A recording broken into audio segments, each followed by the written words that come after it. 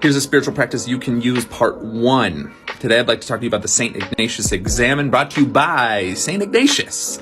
He was from Loyola and lived around the 1500s, founded the Jesuits, good folk, love the Jesuits, and had this way of praying, this way of kind of reviewing and inviting God's presence into this looking back process. So the St. Ignatius Examen is a way to look back on a set period of time. You can do it every day or once a week or at the end of your year, just to kind of review what was and see God's presence through all of it.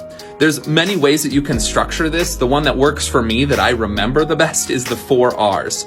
First R is rest. All you're doing is entering into this time of prayer, inviting God's presence to be compassionately next to you as you look back on what was. Part 2 is rewind. Now all you're doing is actually moving into the rewinding process, actually thinking back and recalling some of the specific events of this set period of time. So if you're doing this at the end of your day, you're just looking back at the last 24 hours and just kind of recalling what was there.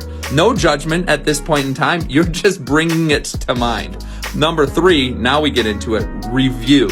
So now you can kind of bring God and your relationship with God into looking back on these events, giving thanks for the things that went really well, the things that brought you joy and gratitude, but then also asking for forgiveness for those things that maybe didn't go as well, asking for help in areas of your life that need improvement.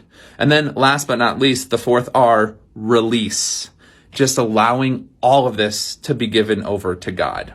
I love this process because it gives us a chance to bring God in and to see God's presence in what was. One of the ways that I really like to use this is on New Year's Eve or maybe New Year's Day, to just look back at the entire year that was before and invite God's presence into all of that, recognizing the ways that God was leading me, guiding me, caring for me, forgiving me, redirecting me in the last year. So that's the St. Ignatius Examen. Again, you can use this every day, maybe at the end of your week or at the end of a month or a year, just any way to mark a season and look back on it.